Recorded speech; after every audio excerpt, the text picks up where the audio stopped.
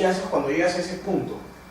Llamas a tus amigos, a temas de campaña y similar, y terminas pues armando un cogollo de solamente gente que tienen afinidad amical, política y no necesariamente técnica, ¿no? Ahora, no necesitas, o sea, no puedes ser solamente técnico, pero tampoco debe ser necesariamente político. Tiene que haber un equilibrio en ese tipo de situaciones, ¿no? Tiene que haber políticos, sí, pero tienen que ir acompañados de técnicos para que la cosa funcione. Y a lo largo de los gobiernos, nacional, regional o local, casi siempre está divorciado, porque el político piensa que el técnico es una traba y el técnico piensa que el político es un corrupto que me echaba. Entonces es como que si cada quien fuera por su lado y al final se perjudica el Estado, se perjudica la ciudadanía y seguimos en el mismo tema. ¿Que hemos avanzado desde mi perspectiva mucho en tema de conflictos sociales? Sí, pero se podría hacer mejor las cosas, ¿no? Bueno, para no tener conflictos faltan las intervenciones de los dos compañeros. Así que usted, ¿me repite su nombre? Danitza Cornejo. Bueno, yo vivo en el departamento de Arequipa y justo por mi zona he identificado un problema, ¿no? Que es el consumo de alcohol en adolescentes. Principalmente de un colegio nacional que está ahí cercano, entonces el tema es el consumo de alcohol en adolescentes del colegio nivel secundario Santa María de la Colina. Y quiero identificar las causas para que estos adolescentes consuman alcohol, si es que provienen de hogares disfuncionales, si tienen baja autoestima, cómo se relacionan con sus otros compañeros en relaciones interpersonales, cómo afecta el consumo de alcohol en el aprendizaje y en el ámbito familiar.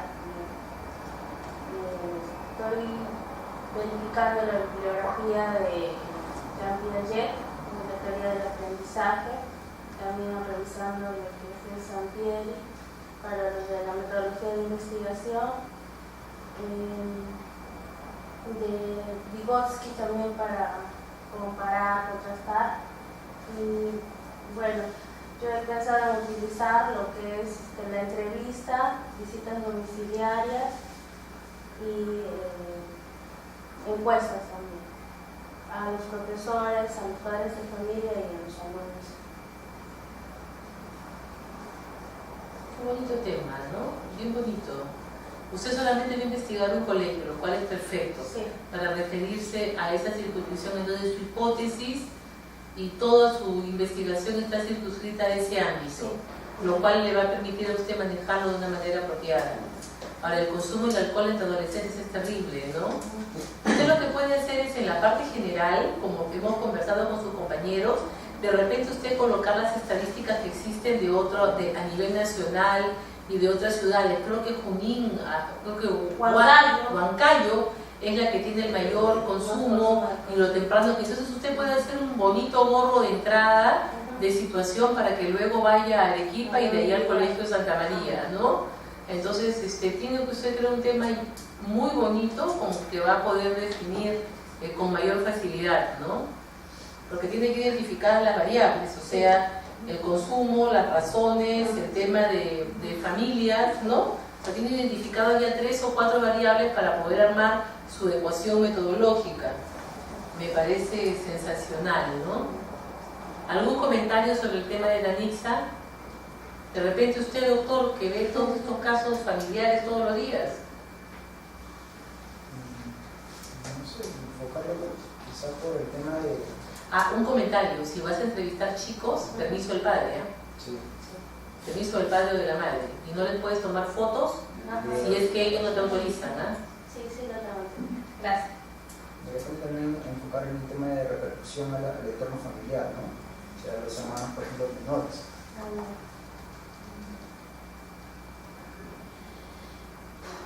¿Algún otro comentario?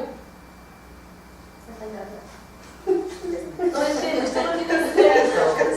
Entonces ahora Si me permite, doctor, justo un tema muy interesante. Yo también soy profesor, ¿no? Y trabajo en un colegio del Estado, en donde hay una gran incidencia en consumo de alcohol, tabaco inclusive, debido al ambiente en el que están inmersos, ¿no?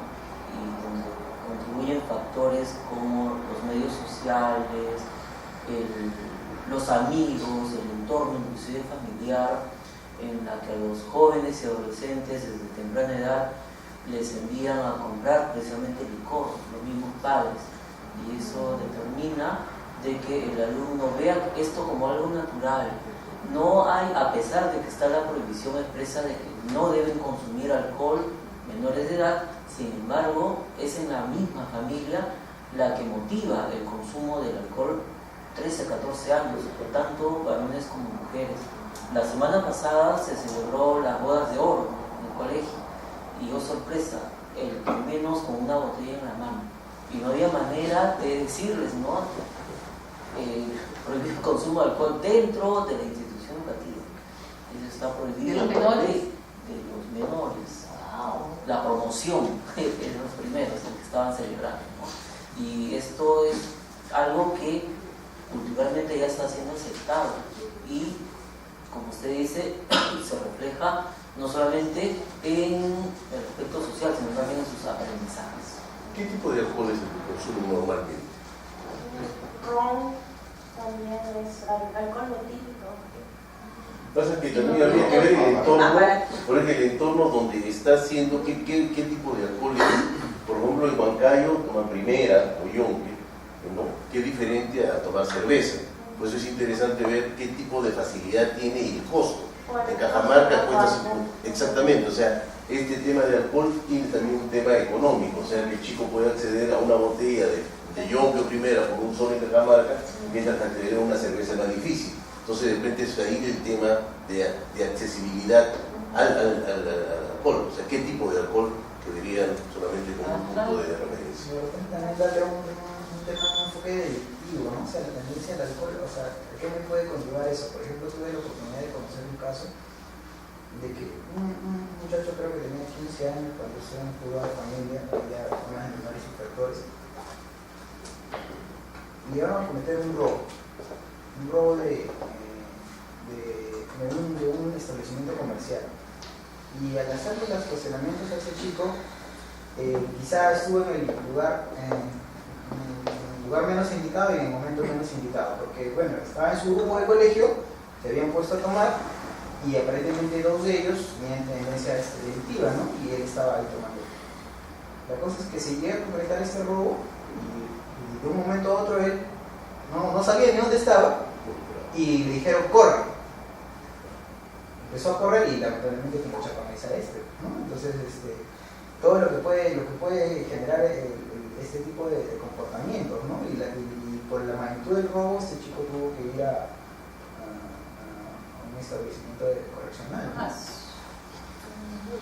Qué delicado. Bueno, la última presentación, ¿me repite su nombre? Martín Treyes. Martín Treyes. Treyes. Hay algunos que ponen foto en su esto, yo les he pedido que pongan foto. Hay otros que no. Danisa, por ejemplo, tengo una foto muy bonita. Muy bien, Martín. Bien, tengo dos temas. Hacer dos tesis. Dos tesis en el transcurso de la conversación, un poco que he ido escuchando las ideas. Y bien, yo me desempeño en el campo empresarial, estoy trabajando directamente como consultor, pero tengo también una participación en el tema de la comunicación, como una manera profesional en esta disciplina. Tengo una primera hipótesis, digamos un primer tema de trabajo, que son los conflictos sociales en los medios de comunicación y su incidencia en la gobernabilidad democrática. Entonces, ¿cómo los medios de comunicación acentúan? Se va a quedar sin chamba. Nadie lo va a querer contratar. Entonces, ¿cómo acentúan los medios de comunicación el tema del problema? Incluso sostengo durante este trabajo, ya que en algún momento fue un artículo que redacté y desarrollé, era el que se producen tres escenarios de interdependencia. Uno en el cual el medio de comunicación se mantiene neutral, digamos, uno en el cual el medio de comunicación investiga, y otro en el cual el medio de comunicación más bien ataca. Entonces Entonces, en estos tres escenarios, los conflictos sociales o se mantienen, digamos, o pasan desapercibidos, en otros se acentúa y se lleva esto a un extremo, y en el otro simplemente se convierte en una suerte de tema de agenda en el cual el medio de comunicación golpea al gobierno. Entonces, la hipótesis sería cómo esta intervención de los medios de comunicación puede debilitar en algún momento el concepto de gobernabilidad, teniendo en cuenta que la gobernabilidad parte de la relación entre Estado, gobierno y medios de comunicación. En el espacio público se produce este diálogo. A partir de esa incidencia, sostengo que los medios tienen una participación no determinante, dado que los gobiernos tienen su propia responsabilidad, pero sí que pueden amplificar el problema. Ese es un tema de tesis que quería presentar en esta maestría. ¿Qué cosa va a analizar? Porque si no, se va a pasar... Dos casos de pronto, y un poco ahí la estaba escuchando hacer la comparación. Tal vez sería el caso, bueno, hay varios problemas. En algún momento tenía pensado Bagua, el Arequipazo, por ejemplo, y lo que pasó en Conga, para hacer la comparación del gobierno de dos gobiernos. Elegí de pronto dos casos para no dispersar. En el caso de Bagua es bien interesante, porque hubo radios que distribuían una opinión lejana a lo que estaba ocurriendo. Pero no se lo aconsejo, porque luego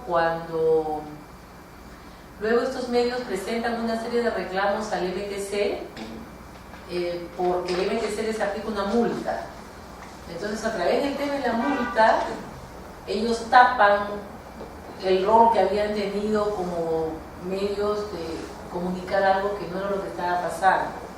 Entonces, si usted busca la data de Bagua, va a estar muy contaminada, ¿no? Porque en el caso de Bagua, lo que ha ocurrido es que valga la redundancia, pasan estos hechos, pero luego, a través de los años, como que se han ido variando las opiniones y las cosas. Entonces, es bien interesante Bagua, pero a quienes lo conocimos más o menos de cerca en el momento que ocurrieron a lo que hay ahora, está distorsionado, ¿no? Entonces yo creo que el Arequipazo puede ser más objetivo. Lo que está pasando ahorita en Cantagallo, ¿no? Sí. Lo que está pasando ahorita en Cantagallo, que tiene todas las características para analizar el tema del conflicto, es un conflicto largo, donde han habido acuerdos, mesa de diálogo, intervienen comunidades campesinas, una comunidad indígena originaria que migra, ¿no? Entonces tiene muchas características para que usted lo pueda analizar. Y luego yo creo de que en el tema de las bambas, ¿no? En el tema de las bambas es bastante interesante. Pero ahí yo creo que habría que hacer un corte de qué medios es el que vas a analizar, porque es medio nacional, que puede ser el Comercio, la República, Correo, o es medios locales, porque hay una diferencia entre cómo te informan los medios nacionales y cómo te informan los medios locales. Entonces creo que por ahí va a ser fundamental saber qué medios estás utilizando, qué medios vas a analizar, sí. Yo creo que tienes que analizarlos de dos tipos, el local y el nacional, ¿no? Porque el asunto es completamente diferente. Quienes han manejado conflictos saben el rol que juega el medio local. Es un rol parcializado para uno, para dos o para tres. En cambio el nacional, en la medida que tiene unidad de investigación, se rige por un código de ética, cuida más, ¿no? Pero en los medios locales te disparan con todo, ¿no? Pero mira, lo único que te puedo decir es que Naciones Unidas, a través del programa de diálogo, en el mes de febrero o marzo va a llevar adelante un taller de comunicaciones y manejo de conflictos, porque se ha detectado que los periodistas, en general los comunicadores, en la medida de que no tienen una información o una formación que le permita distinguir entre tipos de conflicto, cosas, manejo, pues a veces contribuye a que la conflictividad se incremente. Entonces es un curso que lo están haciendo en el PNUD con el apoyo de la GTZ, que es la cooperación alemana, ¿no? Entra en contacto, la que lo coordina es Doris Wando, para que o asistes o eres un observador o puedes contar con los materiales. No sé cuáles van a ser los criterios de selección, porque va a ser un curso para 25 o 30 personas. Entre febrero y marzo. Horchata desea participar. Sí. La problemática que quiero abordar involucra a las poblaciones cercanas a los ríos que denuncian y reclaman contaminación de parte de empresas extractivas ubicadas en cabecera de cuenca o lugares cercanos. Normalmente se envía a instituciones como ANA y OEFA y nos recogen muestras. Uno de los problemas es el tiempo en que demoran para llegar a la zona y lo segundo es la demora en los resultados que normalmente son negativos, ya que el río continúa discurriendo. Este es Paul que está completando su presentación, ¿no? Pero, ¿me permite? Sí. Paul, ¿qué tal? ¿Escucha Paul o de qué estoy? Sí, ¿Me escucha? No, que te lo enviado por aquí. Paul, A él no se le escucha. Ah, ya. Paul, el tema no es la contaminación, porque cuando hablamos de contaminación estamos hablando de que en los pueblos que están al costado de los ríos tiran sus residuos y aguas negras al río, la están contaminando. Tiran las bolsas y las botellas de plástico y están contaminando. Tiran las pilas que normalmente pues, no tienen energía eléctrica al río y eso demora 10.000 años en total de disolverse. Entonces estamos viendo que existen problemas de contaminación que la propia población lo hace. Cuando hablamos de contaminación de una empresa debemos ser claros y precisos. ¿Qué tipo de contaminación estás hablando? Si estás hablando de contaminación porque ha hecho un vertimiento o ha tirado algo o ha hecho algo, pero hablar en general de contaminación, ese es el peligro que generan los conflictos en las comunidades contra las empresas, de decir han contaminado pero no dicen nada y al final piden que venga el ANA y la OEFA y no encuentran nada. Entonces hay que ser específicos cuando se habla de contaminación. Ok, muchísimas gracias. Vamos a continuar conversando, pero formalmente doy por concluida la sesión presencial que es de carácter obligatoria para los alumnos del Máster en Solución de Conflictos en el módulo de noviembre de 2016. Muchísimas gracias, hemos satisfecho la obligatoriedad de la sesión. Puedes